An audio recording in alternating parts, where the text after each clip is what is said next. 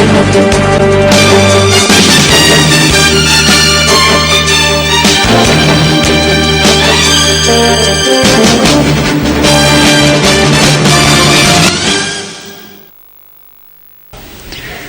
चांदी कला time TV के इस बुलेटिन में आपका स्वागत है। आपके साथ मैं हूं शिका। खबरों की करेंगे शुरुआत, लेकिन सबसे पहले नजर हेडलाइंस पर। नारायण राणे का बयान, उद्धव ठाकरे मुख्यमंत्री बनने लायक नहीं, इसी वजह से लिया नाम वापस। कड़ी सुरक्षा के बीच पुणे समेत पूरे महाराष्ट्र में हुआ गणेश विसर्जन। आपने बीजेपी पर लगाया 4 करोड़ रुपए में एमएलए खरीदने का आरोप, जारी किया वीडियो। और कालेधन पर बोले सीएम चौहान, 100 दिन में 100 रुपए भी वापस नहीं लाई मोदी सरकार। अब खबरें विस्तार से। 24 घंटे लगातार चल रही तेज बारिश से मेहरून तालाब भरने की वजह से छोड़े गए पानी ने जलगांव शहर के मेहरून के साथ कई इलाकों को अपने चपेट में ले लिया है, जिस वजह से हजारों नागरिक अपने मकानों में ही बंदिश हो गए हैं।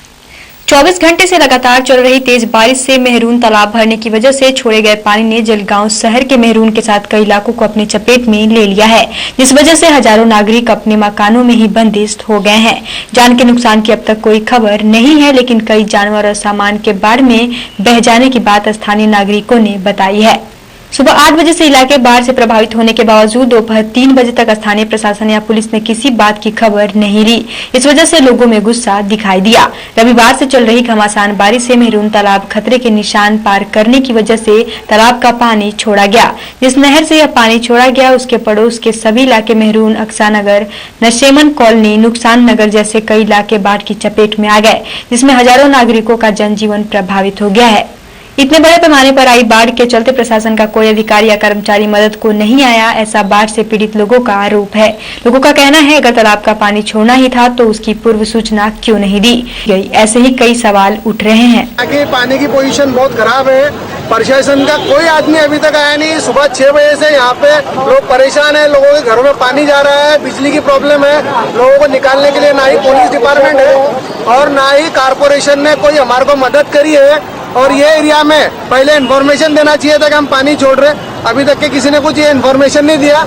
और आदि डूबी हुई है और मलिक नगर जो है, जो कि पूरा के पूरा मलिक नगर पूरा पानी में डूबा हुआ है।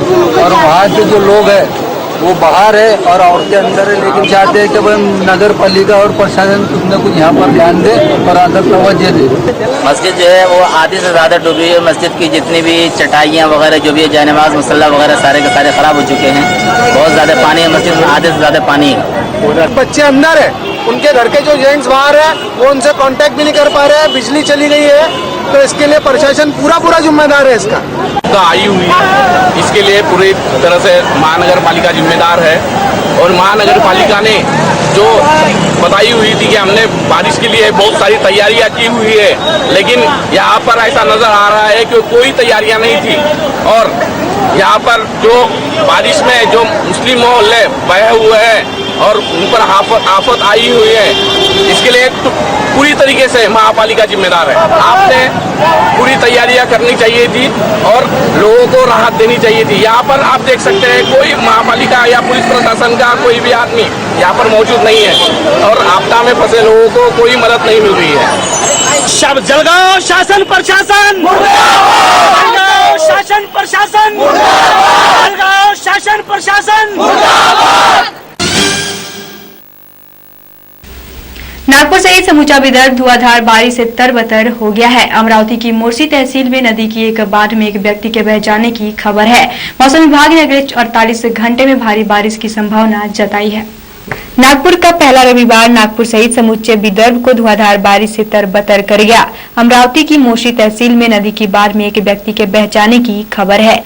मौसम विभाग ने अगले 46 घंटे भी विदर्भ के विभिन्न जिलों में भारी बारिश रहने की संभावना जताई है। आज सबसे ज्यादा बारिश अकोला और ब्रह्मपुरी में दर्ज की गई। चंद्रपुर शहर में हाई अलर्ट घोषित करना पड़ा, जबकि गढ़चिरौली जिले के कई गांवों का सड़क संपर्क से टूट गया। नागपुर में देर रात तक बारिश का क्रम बरकरार रहा। मौसम विभाग के अनुसार बंगाल की खाड़ी में तैयार हुए कम दबाव के क्षेत्र की वजह से मध्य भारत में मानसून की सक्रियता बढ़ी है। लगातार हो रही बारिश की वजह से नागपुर में अधिकतम तापमान सामान्य से 5 डिग्री नीचे चला गया। इस वर्ष मानसून के रूठने की वजह से नागपुर जिले में औसतन 14% कम बारिश हुई है। विदर्भ के विभिन्न जिलों के जल प्रकल्प ओवरफ्लो हो गए हैं। जलाशयों के दरवाजे खोल दिए गए हैं। वहीं नागपुर में विघ्नहर्ता श्री गणेश की विदाई की बेला में वरुण देव की कृपा दिखी।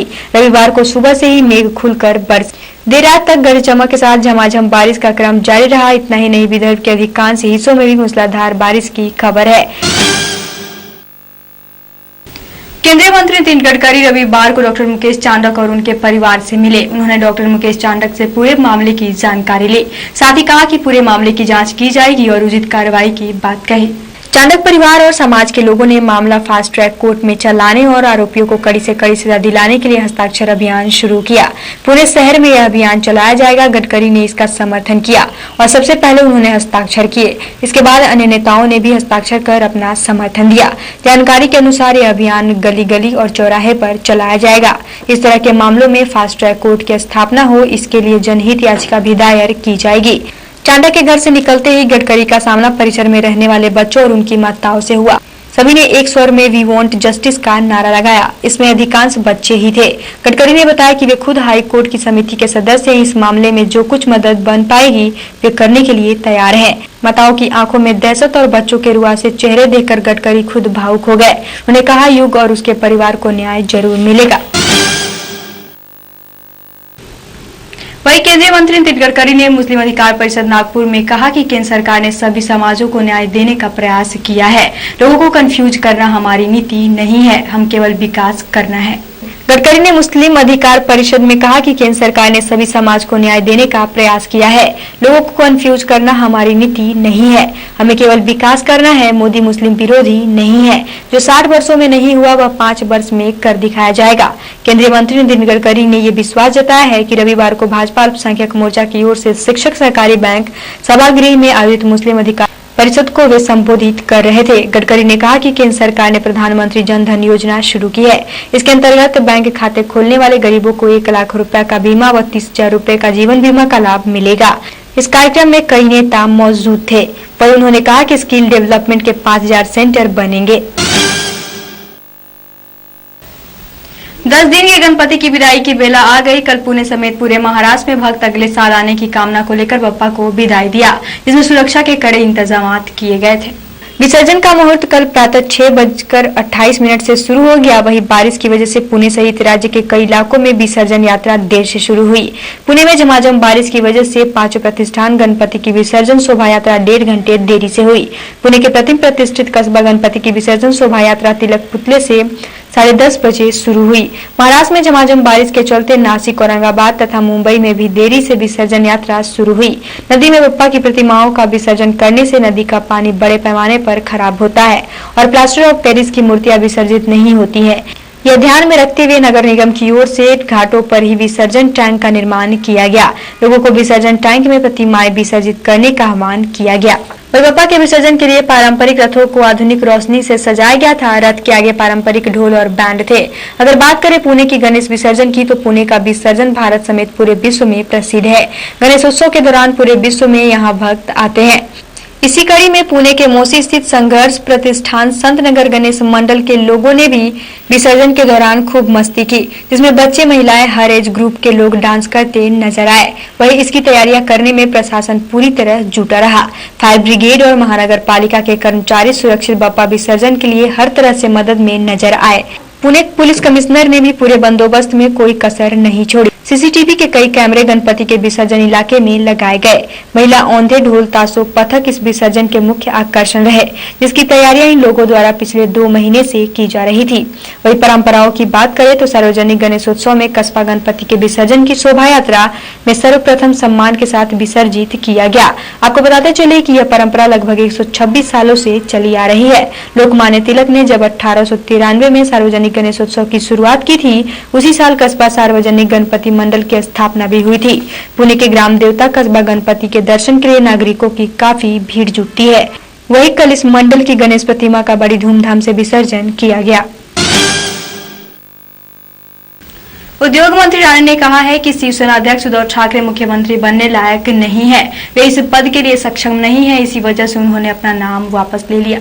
कांग्रेस ने इस 1 सितंबर को मुंबई के हुतात्मा चौक से चुनाव प्रचार की शुरुआत करने के बाद रविवार को अपनी चुनाव प्रचार पुस्तिका जारी करेगी। मुख्यमंत्री पृथ्वीराज चौहान, उद्योग मंत्री राणे, सांसद अशोक चौहान, प्रदेशाध्यक्ष माणिकराव ठाकरे और प्रवक्ता सचिन सावंत व संजय दत्त सहित कांग्रेस के कई वरिष्ठ नेता इस अवसर पर मौजूद थे। राणे ने शिवसेना अध्यक्ष उद्धव ठाकरे के विजन डॉक्यूमेंट की भी खिल्ली उड़ाई है। उन्होंने कहा है कि उद्धव ठाकरे के पास कोई विजन नहीं है, इसलिए वो मुख्यमंत्री पद के लायक भी नहीं है।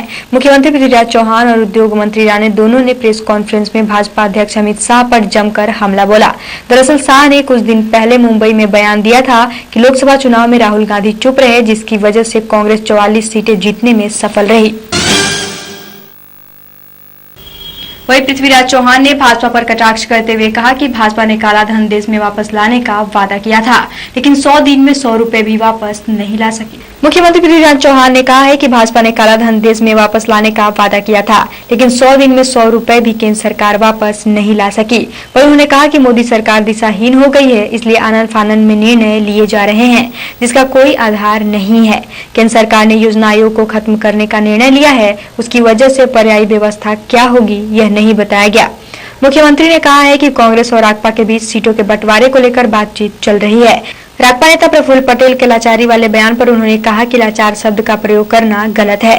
मुख्यमंत्री ने कहा कि गठबंधन और सीटों का बंटवारा सम्मानपूर्वक होना चाहिए। कांग्रेस का यह विचार पहले से रहा है। मुख्यमंत्री ने बताया कि कांग्रेस ने 174 सीटों पर उम्मीदवारों की चयन प्रक्रिया शुरू की है। राकपा कोटे की 114 सीटों पर केवल चर्चा की गई है। दिल्ली में नई सरकार के हलचल के बीच अरविंद केजरीवाल की पार्टी ने बीजेपी पर खरीद फरोख्त का आरोप लगाया है। आपने एक स्टिंग ऑपरेशन पेश कर कहा है कि बीजेपी के एक नेता ने उनके विधायक को 4 करोड़ रुपए में खरीदने की कोशिश की। दिल्ली में नई सरकार के हलचल के बीच अरविंद केजरीवाल की आम आदमी पार्टी ने बीजेपी पर खरीद फरोख्त का आरोप लगाया है। आपने एक स्टिंग ऑपरेशन पेश कर कहा है कि उसके विधायक दिनेश मोहनिया को 4 करोड़ रुपए का ऑफर दिया गया है। वहीं बीजेपी ने आपके आरोपों का खंडन करते हुए कहा है कि वीडियो के प्राथमिकता की जांच होगी। आपके नेताओं ने सोमवार को प्रेस कॉन्फ्रेंस में बीजेपी के खिलाफ विधायक खरीद फरोख्त का स्टिंग ऑपरेशन दिखाया। आप नेता मनीष सिसोदिया का आरोप है कि बीजेपी शेर सिंह डागर ने संगम बिहार से आप विधायक दिनेश मोहनिया को 4 करोड़ रुपए में खरीदने की कोशिश की है। लोग जानते हैं कि लोकसभा चुनाव के बाद से बीजेपी अपनी सरकार बनाने के लिए कांग्रेस और आपके विधायक को खरीदने की कोशिश कर रही है। हमारे इस बुलेटिन में फिलहाल इतना ही। हमें दीजिए इजाजत। नमस्कार।